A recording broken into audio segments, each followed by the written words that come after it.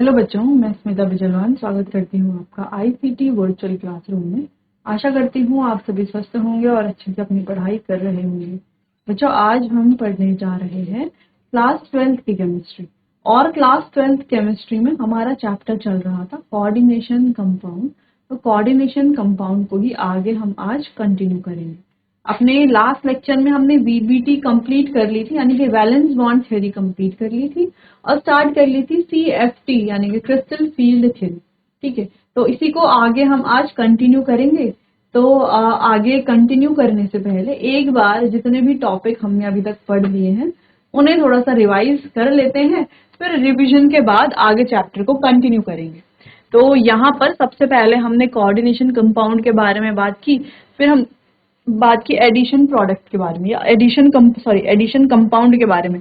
तो जो addition compound है ये दो तरह के, डबल सॉल्ट और कोऑर्डिनेशन सॉल्ट। ठीक है, इनके बीच में क्या डिफरेंस है ये हमने देख लिया था। नेक्स्ट हमने बात की जो डबल सॉल्ट है, कोऑर्डिनेशन कंपाउंड है, इनके क्या क्या एग्जांपल्स है। फिर हमने यहाँ पे कुछ टर्म्स के बारे में बात की जो बहुत ज्यादा यूज होंगे इस चैप्टर में, हो रहे हैं, हमने देख लिया है। वो था सेंट्रल मेटल एटम और लीगेंड। तो सेंट्रल मेटल एटम क्या होते हैं, कैसे हम इनको आइडेंटिफाई करेंगे कौन सा सेंट्रल मेटल एटम है, ये कैसे जुड़े हुए होते हैं लीगेंड के साथ, लीगेंड क्या है, किस तरह का बॉन्ड है, ल्यूइस एसिड क्यों बोलते हैं इनको, ल्यूइस बेस क्यों बोलते हैं, ये डिस्कस हमने कर लिया था। फिर हमने बात की कि लीगेंड को जैसे ल्यूइस बेस बोलते हैं तो ऐसे ही सेंट्रल मेटल एटम को ल्यूइस एसिड बोलेंगे, क्योंकि लीगेंड जो है इलेक्ट्रॉन डोनेट कर रहे हैं, तो डोनर को क्या कहेंगे, ल्यूइस बेस। जो एक्सेप्ट कर रहा है उसे क्या कहेंगे, ल्यूइस एसिड। फिर लीगेंड्स के बारे में बात कर ली थी, ये क्या करते हैं, इलेक्ट्रॉन पेयर डोनेट करते हैं थ्रू अ कोऑर्डिनेट बॉन्ड, यानी कि एक कोऑर्डिनेट बॉन्ड के थ्रू ये इलेक्ट्रॉन पेयर डोनेट करते हैं। सिंपली बोले तो कोऑर्डिनेट बॉन्ड ये फॉर्म करते हैं। ठीक है, चलो फिर हमने बात की लीगेंड के क्लासिफिकेशन के बारे में। चार्ज के आधार पर लीगेंड को हमने तीन भागों में बांटा या क्लासिफाई किया, negatively charge ligand, positively charge ligand and neutral ligand. ठीक है, फिर on the basis of denticity, यानी कि डेंटिसिटी के आधार पर भी हमने लीगेंड का क्लासिफिकेशन किया। हमारे पास से बच्चों monodentate ligand, bidentate ligand, polydentate ligand, ये हमने डिस्कस की। इसके अलावा कुछ और लीगेंड जैसे कि एम्बीडेंटेट, फ्लेक्सीडेंटेट, किलेटिंग लीगेंड, ये हमने डिस्कस भी करे। ठीक है, चलिए तो यहाँ पर आप देख सकते हैं मोनोडेंटेट क्या होते हैं, बायडेंटेट लीगेंड में हमने काफी एग्जाम्पल देखे, ट्राइडेंटेट लिगेंड, इससे क्वेश्चन भी आता है कई बार। ठीक है, किलेटिंग लिगेंड्स क्या होते हैं, देन हमारे पास इंपॉर्टेंट प्रॉपर्टी किलेटिंग लिगेंड्स की। फिर हमने बात की फ्लेक्सीडेंटेट लिगेंड क्या है। ठीक है, चलो फिर एम्बिडेंटेट लिगेंड जिनके पास एक से ज्यादा डोनर साइट होती है लेकिन एक ही यूज करेंगे एक समय पर। ठीक है, चलिए फिर ऑक्सीडेशन नंबर कैसे फाइंड करना है ये देख लिया था। अब हम बहुत अच्छे से सीख चुके हैं कि ऑक्सीडेशन नंबर हमें कैसे फाइंड करना है। ठीक है, चलो अच्छा, oxidation number central metal atom का ही निकालना है ना। सेंट्रल मेटल एटम को कैसे फाइंड करेंगे, उसके लिए क्या, small size, high Z effective, vacant D orbital, जो कि सारी प्रॉपर्टीज किसकी होती है, डी ब्लॉक एलिमेंट की, ट्रांजिशन एलिमेंट की। ठीक है, फिर कुछ क्वेश्चंस हमने यहाँ पर कर लिए थे। फिर हमने इफेक्टिव एटॉमिक नंबर निकालना सीखा कि इफेक्टिव एटॉमिक नंबर कैसे हम फाइंड करेंगे। ठीक है, यहाँ पर देख लिया था कि कैसे इफेक्टिव एटॉमिक नंबर फाइंड करेंगे, फॉर्मूला क्या है। फिर कोऑर्डिनेशन नंबर की बात की, कोऑर्डिनेशन नंबर हम कैसे फाइंड करेंगे, और क्वेश्चंस भी हमने काफी कर लिए थे। जैसे यहाँ पे कुछ क्वेश्चंस थे जहाँ पे हमने oxidation number, effective atomic number, coordination number, ये सारी चीजें फाइंड की थी। फिर हमने कोऑर्डिनेशन कंपाउंड का जो नोमेनक्लेचर है इसके बारे में बात की। कई सारे हमने यहाँ पर रूल्स पढ़े नोमेनक्लेचर के कि नोमेनक्लेचर करना कैसे है कॉम्प्लेक्सेस का। ठीक है, अब फिर हमने यहाँ पर काफी क्वेश्चन भी कर लिए थे जहाँ पे कॉम्प्लेक्स का नोमेनक्लेचर भी करा, इफेक्टिव एटॉमिक नंबर भी निकाला, ऑक्सीडेशन नंबर भी फाइंड किया। बाकी कोऑर्डिनेशन नंबर तो हमें पता ही है, तो काफी क्वेश्चन हमने यहाँ पर कर लिए। फिर हमने बात की वर्नर थ्योरी जो दी थी अल्फ्रेड वर्नर ने, जिन्हें फादर ऑफ कोऑर्डिनेशन केमिस्ट्री भी कहा जाता है। तो यहाँ पर इनके पोस्टुलेट हमने डिस्कस किए थे। पोस्टुलेट में हमारे पास क्या है, दो तरह की वैलेंसीज हैं, प्राइमरी वैलेंसीज और सेकेंडरी वैलेंसीज। ये क्या काम करती है ये हमने देख लिया था। बाकी अगर हम बात करें इनके ड्रॉबैक्स की, तो इनके काफी सारे ड्रॉबैक्स थे। जैसे ये काफी सारे ड्रॉबैक थे, जैसे कि क्यों कुछ सर्टेन एलिमेंट ही हैं जो कोऑर्डिनेशन कंपाउंड बनाते हैं, ये हमने बात की। Coordination compound have directional properties, इसको भी एक्सप्लेन नहीं कर पाए। जो इन्होंने ये भी एक्सप्लेन नहीं किया कि जो कलर है, मैग्नेटिक प्रॉपर्टीज हैं, कॉम्प्लेक्सेस की, ठीक है, ऑप्टिकल प्रॉपर्टीज हैं, इसको भी ये एक्सप्लेन नहीं कर पाए। क्लियर। तो प्राइमरी वैलेंस सेकेंडरी वैलेंसी के बारे में इन्होंने बताया कि जो प्राइमरी वैलेंसीज हैं वो आयनाइजेबल हैं, इन्हें जो है डॉटेड लाइन से इन्हें जो है डॉटेड लाइन से रिप्रेजेंट किया जाता है। सेकेंडरी वैलेंसीज के बारे में इन्होंने बताया कि नॉन आयनाइजेबल है, इन्हें जो है सॉलिड लाइन से रिप्रेजेंट किया जाता है। प्राइमरी वैलेंसीज नॉन डायरेक्शनल होती है जबकि सेकेंडरी वैलेंसी डायरेक्शनल होती है।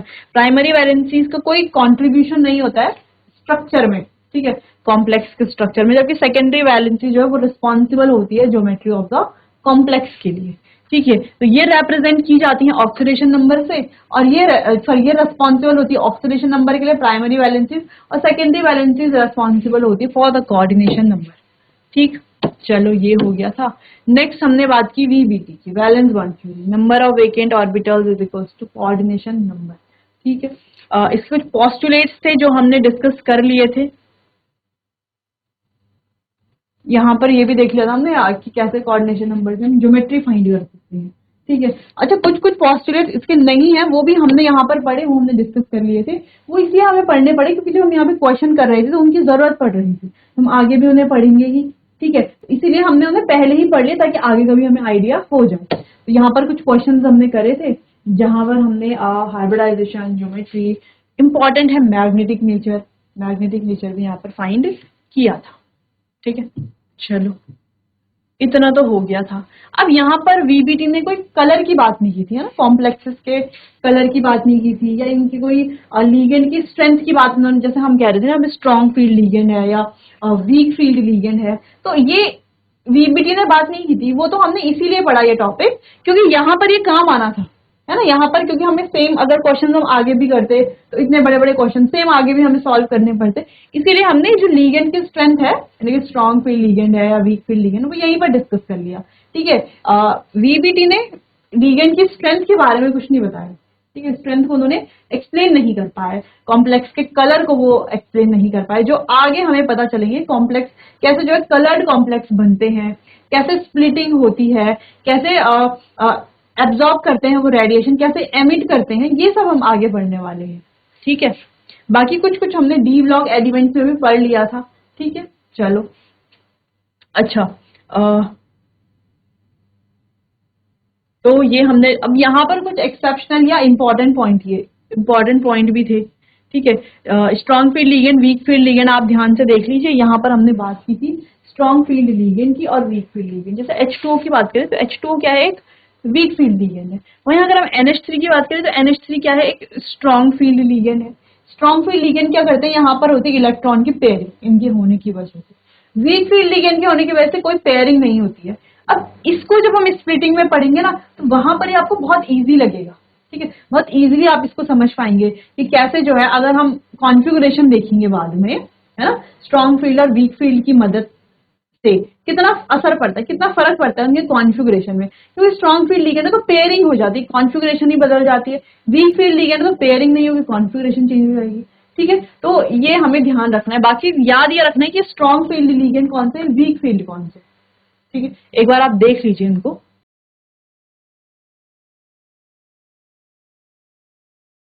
चलिए, तो कुछ पॉइंट हमने बात की थी, जैसे NH3 क्या है, एक स्ट्रॉन्ग फील्ड लीगेंड है, लेकिन Fe+2 इन केसेस में, जो हमने केसेस यहाँ पे मेंशन करे हैं, इन केसेस में ये as a weak field ligand की तरह एक्ट करेगा।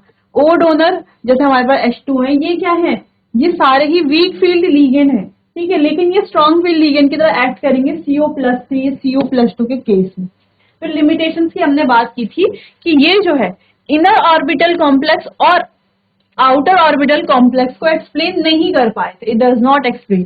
ये जो है लीगेंड की स्ट्रेंथ को, उनके नेचर को एक्सप्लेन नहीं कर पाए। ये जो है कॉम्प्लेक्स के कलर के बारे में भी नहीं बता पाए, उसे भी एक्सप्लेन ये नहीं कर पाए। तो ये कुछ लिमिटेशन थी वैलेंस बॉन्ड थ्योरी की। फिर हमने क्रिस्टल फील्ड थ्योरी की बात की। ये क्या कहता है कि सेंट्रल मेटल एटम और लीगेंड जो है उनके पास होते हैं पॉइंट चार्ज, ठीक है। तो बॉन्ड फॉर्मेशन जो होता है वो ओवरलैपिंग के थ्रू नहीं होगा, ठीक है, प्योरली इलेक्ट्रोस्टैटिक होगा, ठीक है। तीसरा, लीगेंड जो है वो सराउंड करके रखता है सेंट्रल मेटल एटम को, जैसे हमें यहाँ पर दिख रहा है, ठीक है। तो ये कुछ पोस्टुलेट्स थे। नेक्स्ट बात करेंगे, हमने देखा कि एक्सटर्नल फील्ड की एब्सेंस में जो ऑर्बिटल्स हैं, जो 5 हमारे जो डी ऑर्बिटल्स की अगर हम बात करें, वो कैसे रहते हैं, रिमेन्स डीजेनरेटेड, कैसे रहते हैं, डीजेनरेट हुए रहते हैं। ठीक है, अगर हम देखें तो ये दो तरह के एक नॉन एक्सियल सेट है, इसमें एक एक्सियल सेट है। नॉन एक्सियल सेट हम T2G, जिसमें DXY, DYZ और DZX इंक्लूड होते हैं। और यहाँ पर अगर हम इसका स्ट्रक्चर देखें तो ये कैसा है, बिटवीन द एक्सिस ज्योमेट्री। ठीक है, जबकि यहाँ पर ज्योमेट्री कैसी, अलोंग द एक्सिस, ये होता है एक्सियल सेट, जिसको EG भी कहा जाता है। तो यहाँ पर DX² माइनस Y² और DZ² ऑर्बिटल्स होते हैं। ठीक है, यहां तक हो गया था कंप्लीट लास्ट लेक्चर में। अब बात करते हैं when ligand surround central metal atom. तो जब लिगेंड सेंट्रल मेटल एटम को सराउंड करते हैं तो दो चीजें यहाँ पे, एक तो सिमेट्रिकल फील्ड और एक अनसिमेट्रिकल फील्ड। अगर हम सिमेट्रिकल फील्ड की बात करें तो सेम एनर्जी और इक्वल रिपल्शन होगा। In presence of symmetrical field degeneracy of D orbital is maintained. लेकिन सिमेट्रिकल फील्ड में क्या होगा, जो डीजेनरेसी होगी वो मेंटेन रहेगी। ये जो मेटल है, ये लीगेंड जो है, इनको सराउंड करेंगे, सेम एनर्जी होगी, इक्वल रिपल्शन होगा, इसीलिए यहाँ पर इनकी प्रेजेंस में, सिमेट्रिकल फील्ड के प्रेजेंस में डीजेनरेसी जो है वो मेंटेन रहेगी। ठीक है, लेकिन जब अनसिमेट्रिकल फील्ड की बात करते हैं तो यहाँ पर डिफरेंट एनर्जी है, अनइक्वल रिपल्शन है। In presence of unsymmetrical field the degeneracy is lost. Degeneracy क्या हो जाती है, लॉस्ट हो जाती है। ठीक है, डीजेनरेसी खत्म हो जाती है। And orbital show splitting, this splitting is known as crystal field splitting. और यहाँ पर ऑर्बिटल्स जो है वो क्या शो करते हैं, स्प्लिटिंग शो करते हैं। डीजेनरेसी हो जाती है, गायब वो हो जाती है, लॉस्ट। और यहाँ पर ये जो है स्प्लिटिंग शो करते हैं, जिसे कि कहा जाता है क्रिस्टल फील्ड स्प्लिटिंग। अब ये स्प्लिटिंग अलग अलग तरह की होती है, पर सिंपली आपको यही समझना है कि EG और T2G में ये, यानी कि एक्सियल सेट और नॉन एक्सियल सेट में ये क्या होते हैं, स्प्लिट होते हैं, जो कि हमने यहाँ पर देखा। ठीक है, लेकिन अब ये स्प्लिटिंग अलग अलग होती है, जैसे ऑक्टाहेड्रल में अलग तरह से होगी, ठीक है, टेट्राहेड्रल में अलग अलग तरह से होगी, इस तरीके से। क्लियर है? चलिए, तो पहले आप इसे नोट कीजिए, फिर स्प्लिटिंग की बात करते हैं कि कैसे यहाँ पर स्प्लिटिंग होती है। तो सिमेट्रिकल और अनसिमेट्रिकल फील्ड बहुत इंपॉर्टेंट है, आपको नोट करने हैं। चलिए आगे बढ़ते हैं। अब बात करते हैं ऑक्टाहेड्रल कॉम्प्लेक्स में स्प्लिटिंग के बारे में। तो चलिए, तो ये है हमारे डीजेनरेट ऑर्बिटल्स। जब इन्हें कोई इलेक्ट्रिक फील्ड मिलेगा तो ये थोड़ा सा क्या हो जाता है, ये बन जाता है बैरी सेंटर। ठीक है, बैरी सेंटर अगेन ये स्प्लिट करता है दो पार्ट में, T2G और EG। अब आपको ध्यान रखना है, याद रखने वाला पार्ट क्या है कि ऑक्टाहेड्रल में स्प्लिटिंग तो दोनों में T2G और EG में होगी, लेकिन ध्यान रखना है यहाँ पर नीचे जाएगा T2G और ऊपर है EG। ठीक है, इतना ध्यान रखना है ऑक्टाहेड्रल कॉम्प्लेक्स में। अब अगर हम बात करें यहां से यहां तक की जो पूरी एनर्जी है, ये क्या है, delta naught is equals to 10dq। लेकिन जब हम केवल इस फील्ड की बात, सिर्फ यहां से यहां तक की बात करते हैं, तो ये कितना है, 2/5 डेल्टा नॉट। और यहाँ पर कितना, यानी कि ये क्या है, 4dq है, ये क्या है, 6dq। टोटल मिला करके कितना बन जाता है, 10dq। ठीक है, इतना आपको ध्यान रखना है। बाकी जो स्प्लिटिंग हुई है T2G में, पता ही है आपको कौन से ऑर्बिटल, DXY, DYZ और ZX। वहीं EG में कौन से, DX² माइनस Y² और DZ²। क्लियर है? चलिए, तो इतना आपको ध्यान में रखना है। क्लियर? चलो, अब अगर हम यहाँ पर बात करें ऑक्टाहेड्रल कॉम्प्लेक्स की, उससे पहले आप इसको नोट कर लीजिए, ये इंपॉर्टेंट है। हमने ये सेम पढ़ा था कहाँ पर, जो हमने डी ब्लॉक एलिमेंट के बारे में बात की, वहां पर हमने ऑक्टाहेड्रल कॉम्प्लेक्स की स्प्लिटिंग देखी थी, है ना, कि कलर, कंपाउंड कलर जो है वो कैसे शो करते हैं, बात की थी। वहां पर हमने बैरी सेंटर नहीं बनाया। ठीक है, इसके बाद जो है हल्का सा जब ये एक्साइट करता है तो बनता है बैरी सेंटर, देन होती है स्प्लिटिंग T2G और EG। क्लियर है? चलिए, इधर आप एक बार देख लीजिए, फिर आगे बढ़ते। चलिए, यहाँ पर बात करते हैं। To form octahedral complex, ligand will approach central metal atom along the coordinate axis. तो कैसे अप्रोच करते हैं, along the coordinate axis। ठीक है, since the ligand molecule approach central metal atom along the axis, कैसे अप्रोच करेगा, along the axis, भी हमने डिस्कस भी किया था पहले। The orbitals whose lobes are along the axis feel more repulsion। अब जिनके lobes क्या है, along the axis है, वो क्या करेंगे, ज्यादा रिपल्शन फील करते हैं। And the energy will be increased and the splitting of orbital occur, जिससे कि क्या होगा, जो एक्सियल में होंगे वो ज्यादा रिपल्शन फील करेंगे, जिसके वजह से उनकी एनर्जी बढ़ेगी। ज्यादा रिपल्शन फील करेंगे तो ज्यादा एनर्जी बढ़ेगी और स्प्लिटिंग यहाँ पर होगी। ठीक है। तो स्प्लिटिंग कैसे होती है, एक्सियल और नॉन एक्सियल में। एक्सियल में एनर्जी ज्यादा होती है और नॉन एक्सियल में एनर्जी कम, इसलिए T2G नीचे रहता है और Eg क्या होता है, ऊपर। देखो स्प्लिटिंग कैसे हुई, जिनकी एनर्जी ज्यादा हो गई थी वो चले जाते हैं ऊपर और जिनकी एनर्जी कम वो हो जाते हैं नीचे। ठीक है, क्लियर है। तो चलिए, तो लिगेंड मॉलिक्यूल अप्रोच करते हैं सेंट्रल मेटल एटम को कैसे, अलोंग द एक्सिस। ध्यान रखना है along the axis. Orbital whose lobes are along the axis feel more repulsion. तो जिनके लोब्स क्या है, अलोंग द एक्सिस है, वो ज्यादा रिपल्शन फील करते हैं और उनकी एनर्जी भी क्या होती है, बढ़ जाती है, जिस वजह से यहाँ पे स्प्लिटिंग ऑफ ऑर्बिटल्स होती है। ये आपको ध्यान रखना है। अब यहाँ पर स्प्लिटिंग कैसे हो रही है, एक्सियल और नॉन एक्सियल में। एक्सियल में एनर्जी ज्यादा, जिस वजह से Eg, ठीक है, ज्यादा ऊपर। नॉन एक्सियल में एनर्जी कम, तो ऐसे याद रखेंगे T2G। ठीक है, क्लियर। चलिए, तो इतना आप नोट कर लीजिए, फिर आगे बढ़ते हैं।